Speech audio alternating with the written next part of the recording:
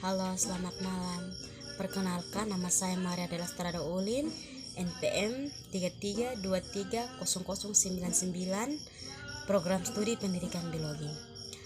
Saya di sini akan menjelaskan materi tentang 26 episode dalam kurikulum Merdeka Belajar.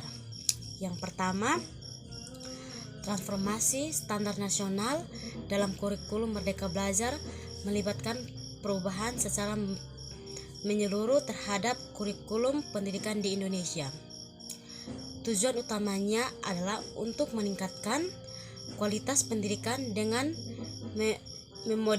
memodernisasi strategi pembelajaran, pelaksanaan evaluasi, dan proses pengembangan kurikulum, contohnya diskusi kelompok dan eksperimen di laboratorium.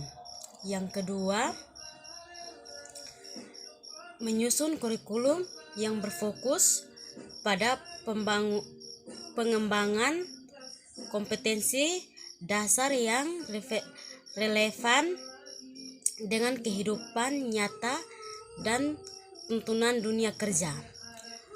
Kurikulum Merdeka Belajar juga menekankan pada pendekatan pembelajaran yang aktif, kreatif, dan menyenangkan. Dalam kurikulum Merdeka Belajar, misalnya, siswa diajak untuk melihat bagaimana pembelajaran matematika dapat digunakan dalam kehidupan sehari-hari, seperti dalam menghitung harga barang saat berbelanja atau dalam membagi anggaran bulanan. Poin yang ketiga, evaluasi berbasis komputer untuk memantau kemampuan siswa dalam mencapai kompetensi yang diharapkan. Evaluasi tidak hanya dilakukan melalui ujian tertulis, tapi juga melalui penilaian portofolio, penugasan proyek, dan penilaian berdasarkan keterampilan praktis.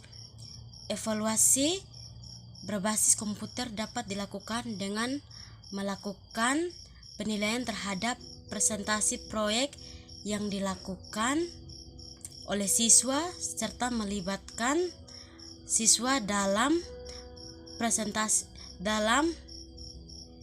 proses penilaian satu sama lain. Peningkatan akreditasi pendidikan tinggi sebagai upaya untuk memastikan standar pendidikan tinggi yang berkualitas di Indonesia. Proses akreditasi melibatkan penilaian terhadap kualitas program studi, dosen, dan fasilitas pendidikan tinggi. Peningkatan akreditasi pendidikan tinggi dapat dilakukan dengan melakukan survei kepuasan mahasiswa dalam alumni serta melakukan penilaian terhadap efektivitas program studi dalam mencapai lulusan yang siap kerja. Yang keempat, pembangunan SDM pendidikan yang profesional dan berkualitas melalui pelatihan yang terus-menerus bagi guru dan dosen. Akreditasi pendidikan tinggi juga memperhatikan kualifikasi dan kompetensi dosen yang mengajar di program studi. Pelatihan yang terus-menerus bagi guru dan dosen dapat berupa workshop tentang strategi pembelajaran terbaru, menggunakan teknologi dalam proses pembelajaran, serta pengembangan keterampilan penelitian. Lalu kerjasama antara institusi pendidikan tinggi dengan dunia industri dapat diwujudkan dalam bentuk penyelenggaraan seminar atau kuliah tamu dari profesional industri serta program magang bagi mahasiswa di perusahaan-perusahaan terkait. Pengoptimalan pemanfaatan teknologi dalam proses pembelajaran dan penilaian.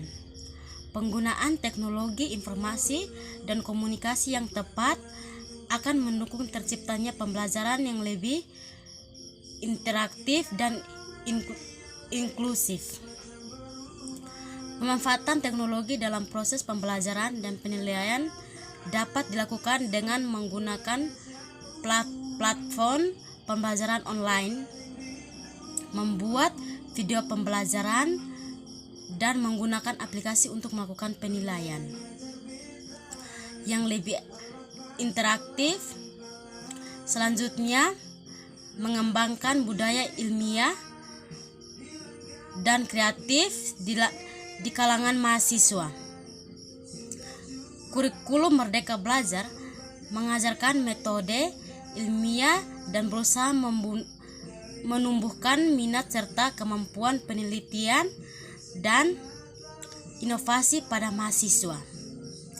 Budaya ilmiah dan kreatif dapat dikembangkan melalui penelitian yang dilakukan oleh mahasiswa secara mandiri atau dalam kelompok, serta menyelenggarakan kompetensi inovasi dan penelitian di tingkat institusi pendidikan tinggi.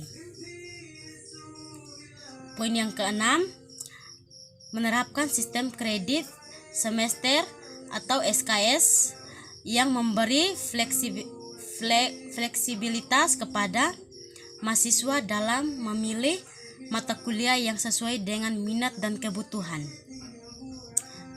mereka.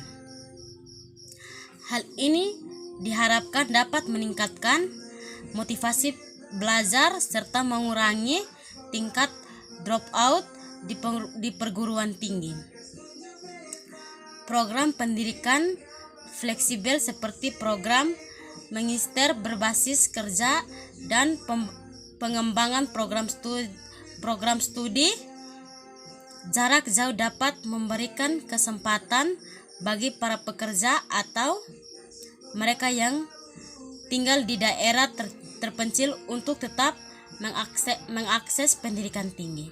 Poin yang ketujuh, mendorong sinergi antara pendidikan tinggi dan industri melalui program magang dan kolaborasi riset. Hal ini bertujuan untuk membekali mahasiswa dengan keterampilan praktis yang relevan dengan dunia kerja. Melalui